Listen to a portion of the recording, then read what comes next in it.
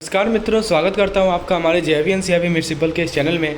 दोस्तों, आज के इस वीडियो लेक्चर के माध्यम से हम लोग अपने यूनिट 30 के थ्योरी पोर्शन को डिस्कस करेंगे, जो कि बेस्ड है compliance culture and GRC framework. So दोस्तों, चलिए शुरुआत करते हैं लेसन को। सबसे पहला सवाल ये है कि कैसे हम कम्प्लायंस कल्चर क्रिएट करें पूरे ऑर्गेनाइजेशन में। तो दोस्तों, कंप्लायंस का कल्चर बहुत ज़रूरी है ग्रोथ और प्रॉफिटेबिलिटी के लिए किसी ऑर्गेनाइजेशन का। यानी किसी ऑर्गेनाइजेशन का ग्रोथ है, प्रॉफिटेबिलिटी है, इसके लिए कंप्लायंस कल्चर बहुत ज़रूरी है। कंप्लायंस कल्चर दोस्तों सीनियर मैनेजमेंट के द्वारा एम्ब्रेस किया जाएगा और हायरिंग और ट्रेनिंग प्रोसेस पे बिल्ड किया जाता है। कंप्लायंस दोस्तों लिंक होता है पे और प्रमोशन से। कंप्लायंस को पे से, प्रमोशन से लिंक किया जाए ताकि इसके इंपॉर्टेंस को रीइंफोर्स कर सकें। कुछ मैट्रिक्स होते हैं दोस्तों जिसके द्वारा आप कंप्लायंस के कल्चर को कंक्रीट बना सकते हैं। कंप्लायंस कल्चर को आप मैनेज कर सकते हैं, इसे आप मेज़र कर सकते हैं ओवर टाइम। कंप्लायंस कल्चर दोस्तों एक वर्कप्लेस बिहेवियर होता है जो कि एथिकल और लीगल नॉर्म्स से एडहेयर करता है। यानी वर्कप्लेस में एक ऐसा बिहेवियर है जो कि एथिकल और लीगल नॉर्म्स को फॉलो करता है। दोस्तों, जो हमारा कल्चर कंप्लायंस कल्चर है, ये कंप्लायंस डिसीजन को इन्फॉर्म करता है, डिसीजन मेकिंग को इन्फॉर्म करता है। दोस्तों कैसे? देखिए, हमारा जो ऑर्गेनाइजेशंस की जो वैल्यूज़ है, नॉर्म्स है, एजम्पशंस है, इसका एक्सप्लिसिट या इम्प्लिसिट रेफरेंस होता है कंप्लायंस कल्चर में। एक स्ट्रॉन्ग कंप्लायंस कल्चर ये इंश्योर करता है कि हम फेयर प्रैक्टिस कोड से अडेयर करें, कॉन्फ्लिक्ट ऑफ इंटरेस्ट को मैनेज करें और दोस्तों कॉन्फ्लिक्ट ऑफ इंटरेस्ट को मैनेज करना और कस्टमर को फेयरली ट्रीट करना। तो ये आपको मैं समझा रहा हूँ कि कंप्लायंस कल्चर होना कितना ज़रूरी है एक ऑर्गेनाइजेशन में। दोस्तों, कंप्लायंस फंक्शन की रिस्पॉन्सिबिलिटीज़ होती है, जो कि कंप्लायंस फंक्शन का जो भी रिस्पॉन्सिबिलिटीज़ है उसको कंप्लायंस प्रोग्राम के अंदर कैरी आउट किया जाता है और वो प्लान जो कि अपनी प्लान एक्टिविटी को सेट आउट करते हैं। एक गुड कंप्लायंस कल्चर को डिमॉन्स्ट्रेट करना ये ज़रूरी है किसी बैंक के रेपुटेशन को रिटेन करने के लिए, किसी फाइनेंशियल इंस्टीट्यूशन के रेपुटेशन को रिटेन करने के लिए और कस्टमर और इन्वेस्टर के ट्रस्ट को जीतने के लिए। फ्रेंड्स, लेसन को कंटिन्यू करने से पहले हमारे टारगेट CIB 2023 प्रोग्राम के बारे में आपको बताना चाहता हूँ। बेसिकली इस प्रोग्राम के अंदर दोस्तों आपको MCQs, थ्योरीज, मॉक टेस्ट सारा चीज़ इंक्लूडेड है। So you can take help of this programme. We are providing 250 to 300 MCQs per unit, which overall combines to 3,000 to 4,000 MCQs.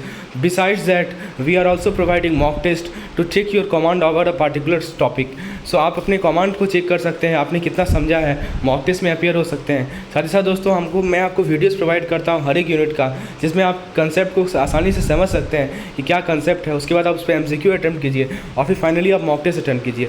साथ ही साथ दोस्तों मैं आपको क्विक रिवीजन सेशन प्रोवाइड करता हूँ ताकि आपको मॉड्यूल यदि क्विकली रिवाइज करना है तो रिवाइज कर सकते हैं और प्रीवियस ईयर क्वेश्चन भी प्रोवाइड कराता हूँ। तो ये सभी डिटेल्स हमारे कम्प्रिहेंसिव प्लान में है। डिटेल जानकारी के लिए आप मुझे व्हाट्सएप कर सकते हैं इस नंबर पर।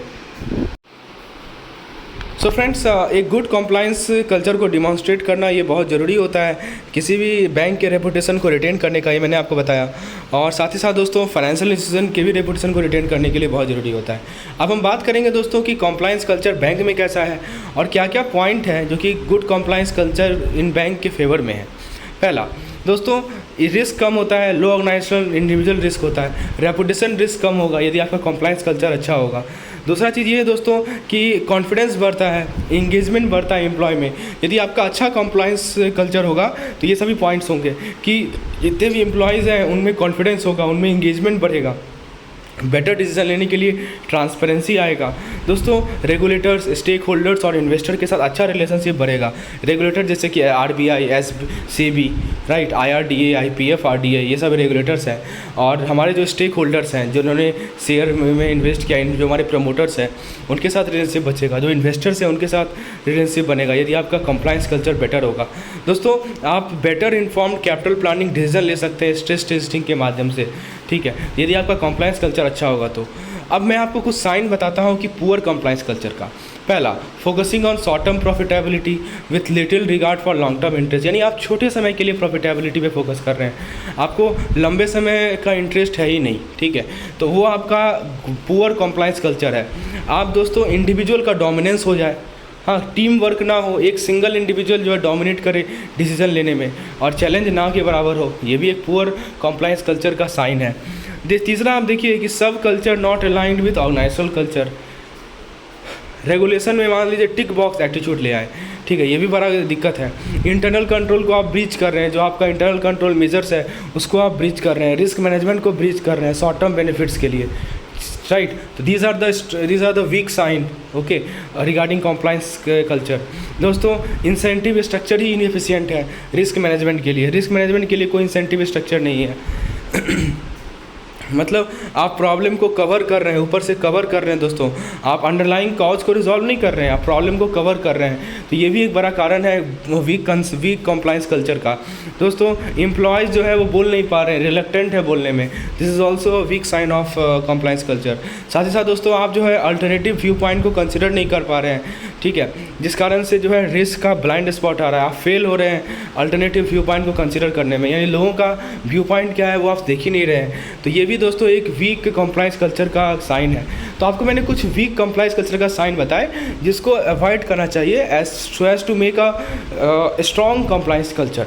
अब बात करते हैं दोस्तों कि कॉस्ट क्या पड़ता है यदि आपका कॉम्प्लाइंस कल्चर पुअर है, उसका क्या कॉस्ट पड़ेगा। देखिए क्या कॉस्ट पड़ता है कि कॉम्प्लाइंस रिस्क आएगा, पहली बात लीगल रिस्क आएगा, रेगुलेटरी सैंक्शन आ सकती है, आरबीआई सैंक्शन लगा सकती है आप पे, आपके बैंक पे, फाइनेंशियल लॉस हो सकता है, आपका रेपुटेशन सबसे बड़ा डैमेज हो जाएगा, रेपुटेशनल रिस्क से आप एक्सपोज होते हैं।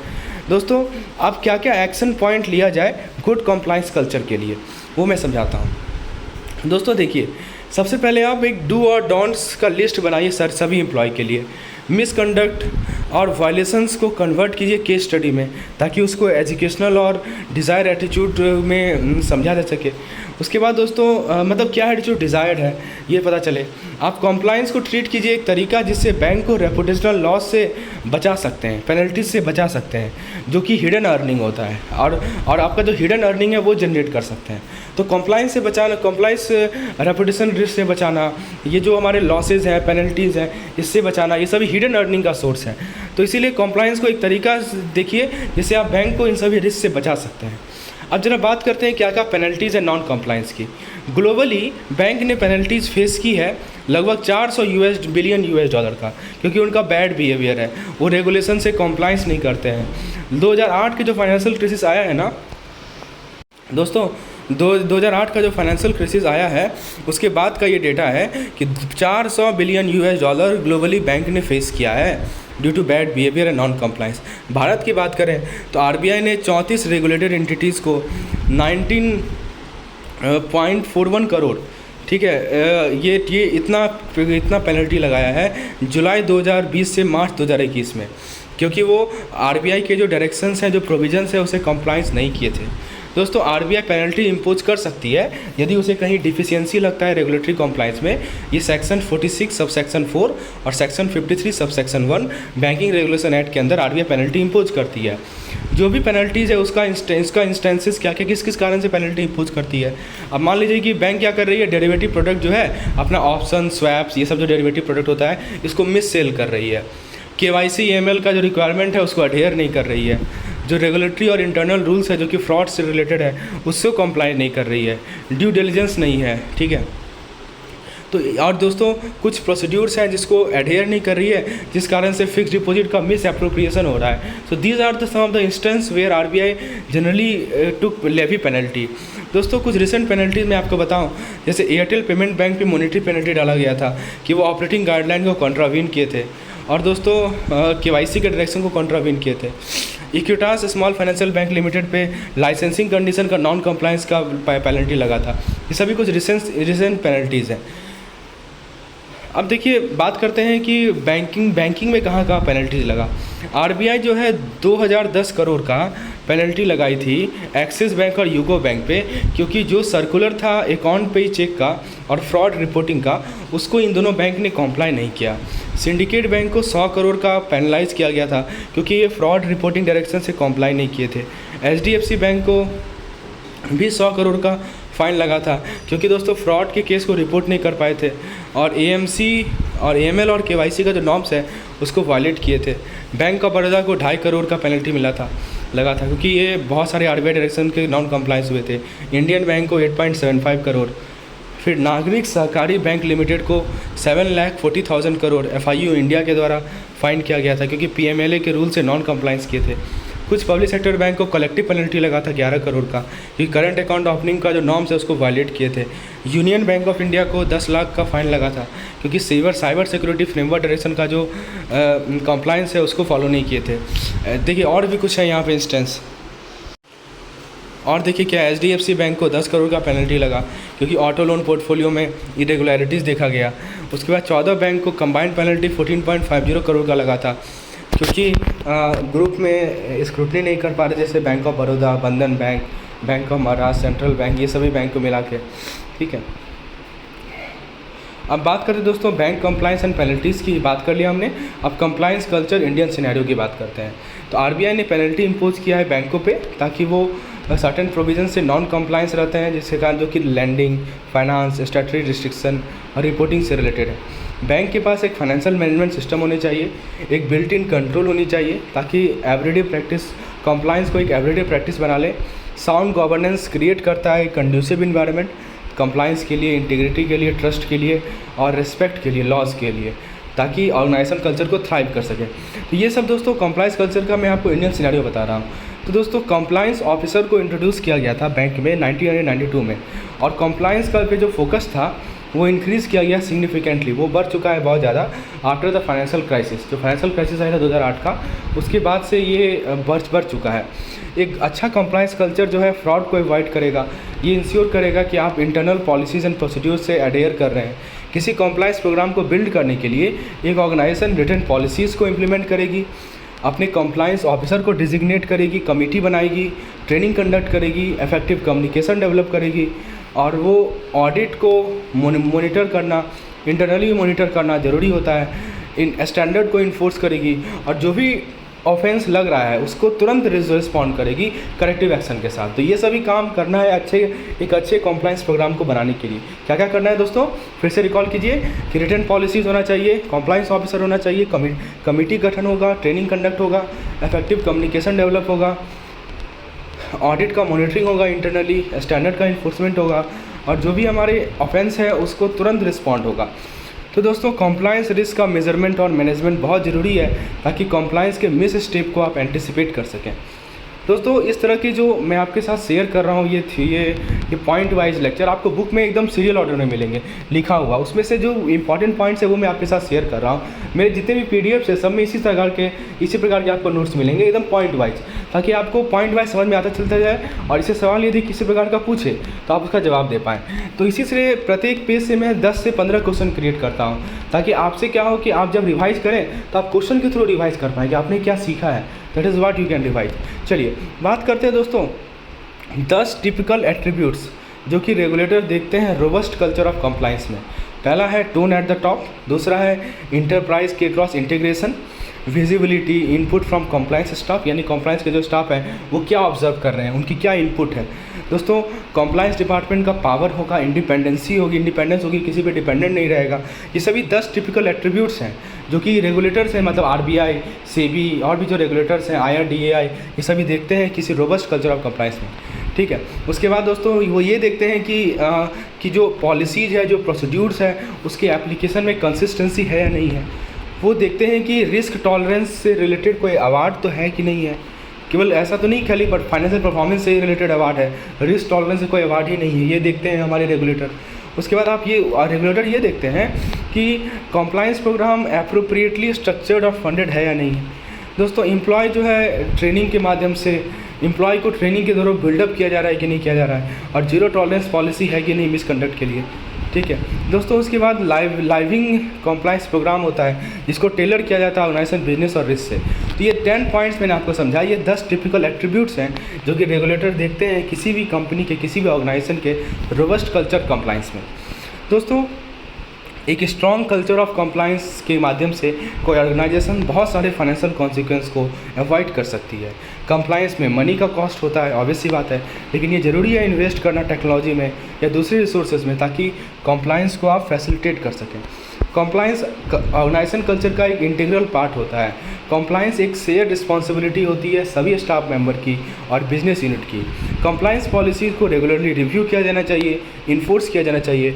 टेक्नोलॉजी को आप यूटिलाइज़ कीजिए ताकि कंप्लाइंस को ऑटोमेट कर सकें और ह्यूमन एरर को कम कर सकें, राइट।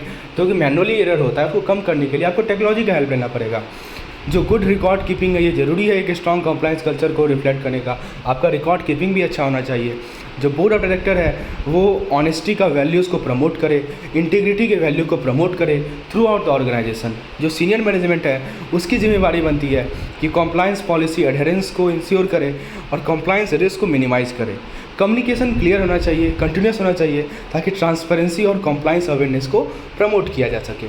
दोस्तों साथ ही साथ इंसेंटिव स्ट्रक्चर होना चाहिए ताकि जो अब आपका डिज़ायर कंप्लायंस कल्चर है उसको आप अचीव कर सकें। दोस्तों कंप्लायंस जो है प्रिवेंटिव एक्टिविटी होता है और फॉरवर्ड लुकिंग एक्टिविटी होता है, जो कि आप नॉन कंप्लाइंट एक्टिविटी होने से पहले ही आप उसको एंटिसिपेट कर लें, उसे एसेस कर लें और कुछ उसको रोकथाम के लिए, उसको प्रिवेंट करने के लिए कुछ मेजर्स लें। अब बात करते हैं दोस्तों compliance during each training programme. Bank का ट्रेनिंग प्रोग्राम होता है, उसके दौरान क्या क्या कंप्लायंस लेना चाहिए। तो बैंक जो है अपने कंप्लायंस फंक्शन को इस तरह ऑर्गेनाइज करे जो कि उनके रिस्क मैनेजमेंट स्ट्रेटजी से कंसिस्टेंट हो। ठीक है, तो कंप्लायंस फंक्शन के पास अथॉरिटी होगा, इंडिपेंडेंस होंगे, रिसोर्सेज होंगे, बोर्ड का एक्सेस होगा, क्लियरली स्पेसिफाइड रिस्पॉन्सिबिलिटीज़ होंगे और इंटरनल ऑडिट के द्वारा इंडिपेंडेंट रिव्यू किया जाएगा। दोस्तों मैंने आपको सीसीओ के बारे में बताया था। सीसीओ कौन होते हैं? Chief compliance officer. इनका क्रूशियल रोल होता है कंप्लायंस कल्चर को डेवलप करने में। किसी बैंक के कंप्लायंस कल्चर को डेवलप करने में सीसीओ का बहुत इंपॉर्टेंट रोल है और कंप्लायंस प्रोग्राम को डेवलप किया जाएगा ताकि जो प्रायोरिटी कंप्लायंस इशूज़ हैं उसे आइडेंटिफाई करें, उसे एड्रेस करें, टेस्टिंग और मॉनिटरिंग प्रोसीड्यूर को डेवलप करें, पॉलिसीज़ को रिव्यू करें और अवेयरनेस क्रिएट करें स्टाफ के बीच में। ये सीसीओ का काम है। सीसीओ कौन होते हैं? Chief compliance officer. ठीक है, ये कंप्लायंस कल्चर को बिल्डअप करते हैं। जो कंप्लायंस फंक्शन है वो प्रोएक्टिवली आइडेंटिफाई करेगा डॉक्यूमेंट एसेस कंप्लायंस रिस्क जो कि बैंक के बिजनेस एक्टिविटी से एसोसिएटेड है। दोस्तों एक coordinated governance risk and compliance से जीआरसी कहते हैं। जीआरसी का फुल फॉर्म याद रखिएगा, गवर्नेंस रिस्क एंड कंप्लायंस। एक फ्रेमवर्क होता है जो ज़रूरी होता है रिस्क को मैनेज करने के लिए, खासकर उस एरा में जहाँ पे रेगुलेशन बढ़ गया है और बिजनेस कॉम्प्लेक्सिटी बढ़ गई है। तो जीआरसी का फुल फॉर्म याद रहेगा आपको। जीआरसी का फुल फॉर्म है गवर्नेंस रिस्क एंड कंप्लायंस। तो गवर्नेंस रिस्क एंड कंप्लायंस का एक कोऑर्डिनेटेड फ्रेमवर्क होता है दोस्तों, जो कि ज़रूरी होता है रिस्क को मैनेज करने के लिए। ठीक है, तो दोस्तों जीआरसी प्रोसेस के अंदर क्या होता है? गवर्नेंस आती है, रिस्क मैनेजमेंट आती है और कंप्लायंस आती है। जीआरसी यही तीन सबसे बना है, गवर्नेंस, रिस्क मैनेजमेंट और कंप्लायंस। इसके अंदर 3 एलिमेंट्स होते हैं जिससे आप बिजनेस रिस्क को कम करेंगे और आपका गवर्नेंस पे फोकस रहेगा, गवर्नेंस रिलेटेड इश्यूज़ पे फोकस रहेगा और जो है कॉर्पोरेट बोर्ड्स और एग्जीक्यूटिव टीम के द्वारा ये देखा जाएगा, मॉनिटर किया जाएगा। दोस्तों बात करें गवर्नेंस जीआरसी का क्या सॉल्यूशन ओवरव्यू और वर्किंग का, तो गवर्नेंस प्रोसेस क्या करता है दोस्तों? पहले गवर्नेंस को समझते हैं, फिर रिस्क मैनेजमेंट को समझेंगे और फिर सी यानी कि हमारा जो कंप्लायंस एलिमेंट है उसको समझेंगे। पहले बात करते हैं दोस्तों गवर्नेंस प्रोसेस की। गवर्नेंस प्रोसेस में क्या होता है कि हमारे जो अलग अलग एलिमेंट्स हैं जैसे कॉर्पोरेट कंट्रोल्स, की policies, enterprise risk management, regulatory and compliance management और बिजनेस परफॉर्मेंस को इवैल्यूएट करना, balance score card, risk score card, operational dashboard. मतलब आप देख रहे हैं कि बिजनेस हमारा कितना परफॉर्म कर रहा है, इसको कैसे इवैल्यूएट करेंगे? तो हमारे पास स्कोर कार्ड रहता है, रिस्क स्कोर कार्ड रहता है, तो आप देखते हैं कि हाँ हमारा बिजनेस अच्छा परफॉर्म कर रहा है या ख़राब परफॉर्म कर रहा है। तो गवर्नेंस पॉलिसी के अंदर ये सभी एलिमेंट्स हैं। कॉर्पोरेट पे कितना कंट्रोल है, कॉर्पोरेट कितना कंट्रोल है, कौन कौन से की पॉलिसीज़ हैं, इंटरप्राइज का रिस्क मैनेजमेंट कैसा है, फिर रेगुलेटरी या कंप्लायंस मैनेजमेंट कैसा है, ये सभी चीज़ गवर्नेंस के अंदर आते हैं। और बिजनेस के इवैल्यूएट करना, बिजनेस के परफॉर्मेंस को इवैल्यूएट करना, these are the key elements which are included under governance. दोस्तों रिस्क मैनेजमेंट में क्या होता है? ऑर्गेनाइजेशन इवैल्यूएट करती है और अपने रिस्क को इवैल्यूएट करेगी और दोस्तों कुछ मिटिगेशन एक्शन लेगी। ठीक है, जो भी रिस्क है उससे रिलेटेड। और लास्ट जो कंप्लायंस है वो इंश्योर करता है कि ऑर्गेनाइजेशन के पास प्रोसेस हो, इंटरनल कंट्रोल हो, ताकि जो भी रिक्वायरमेंट इम्पोज किया गया है गवर्नमेंट बॉडीज़ के द्वारा, रेगुलेटर्स के द्वारा, इंडस्ट्रीज़ के द्वारा या इंटरनल पॉलिसीज़ के द्वारा उसके रिक्वायरमेंट को मीट करे। ये कंप्लायंस इंश्योर करता है। ठीक है, मान लीजिए सरकार ने बोला ये करना है, आरबीआई ने बोला ये करना है, तो आपके पास दोस्तों ये सभी आपके पास रिक्वायरमेंट है या नहीं है? आपके पास दोस्तों प्रोसेसेस और इंटरनल कंट्रोल है कि नहीं कि आप इस सभी रिक्वायरमेंट को मीट कर सकें? ये कंप्लायंस इंश्योर करता है।